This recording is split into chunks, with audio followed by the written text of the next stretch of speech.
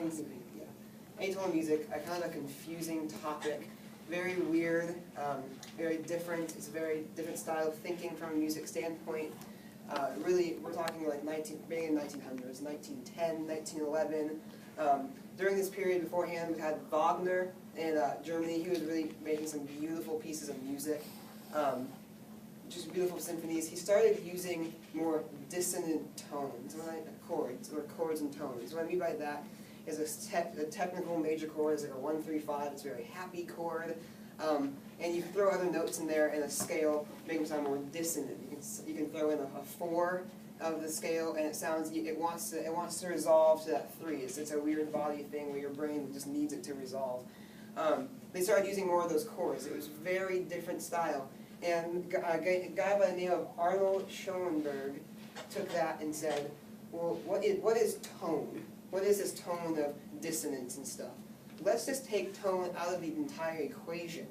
So a tone, what you would have is that you have, see if I can draw a good staff here. Jeez Louise. You have in like, let's say, a G, like a G major scale. You have one sharp, an F sharp. Gosh, I need to practice my staff. You have an F sharp. Okay, so that means you're in G. Everything is in a key. You can have a key change. You can have chord stuff. You would have a form, some kind of chorus, bridge, chorus, an AABA format is like your standard like jazz piece. So they take a scale, a standard like a standard G scale. That's actually really easy.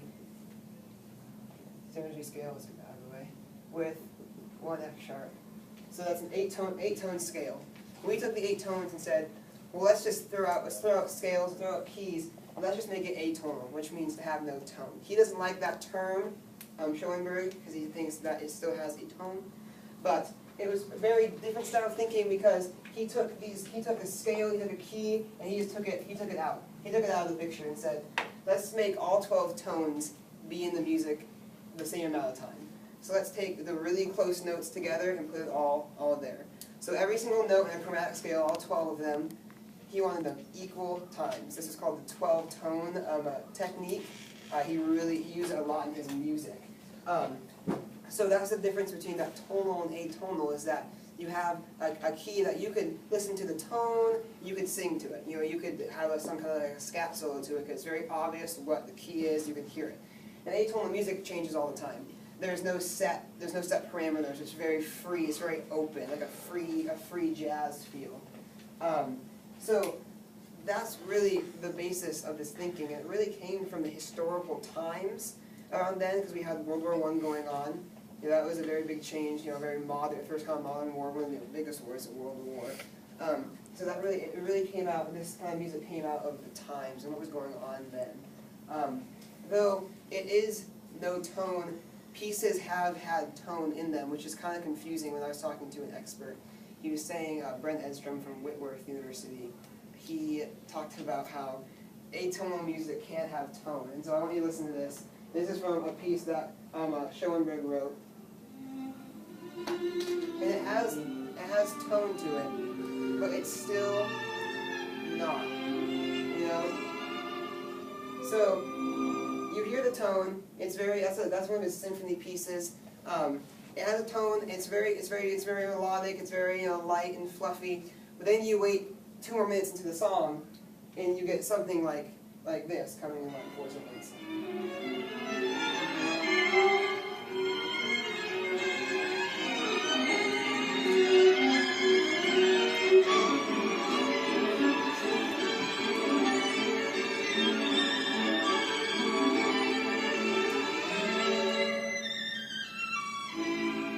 So it really loses the tone sense. It changes a lot. It changes keys right in the middle of it. That's when you have people playing sharps and flats left and right. Very different style of music. But it takes both tonal and atonal and puts it together in a beautiful symphony piece.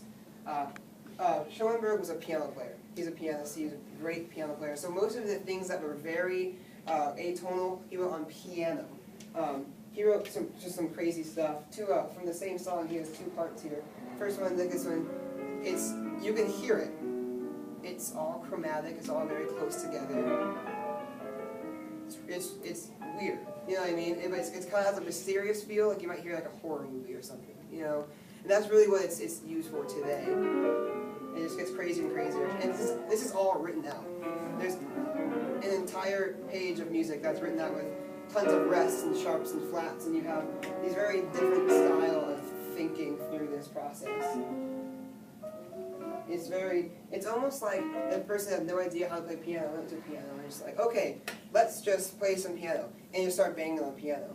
He would literally take that and write each individual note, and with the perfect rhythms and with all the accuracy, and it would be music. He thought of it as music, and really, experts say that they really enjoy it. They think musicians should listen to it.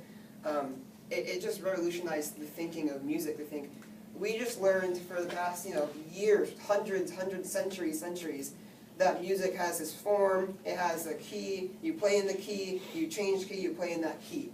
To think that we don't need that, it was very huge. It was a huge turning point in the history of music, and a resource I used actually said it was the most important part in music in the 20th century, the 1900s. The most important part, and I think that's really cool because it inspired people to do more jazz stuff, and free jazz, and just many different things. So I think it's a huge point in music history that really has changed everything.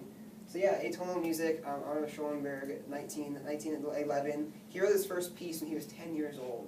He was self-taught, which really shows you a lot. That's why he wasn't really taught regular music. He self-taught himself, and that's what really, Mr. Thiel said, my other expert, that's what really helped him think outside the box, and he wasn't constrained to those types of constraints.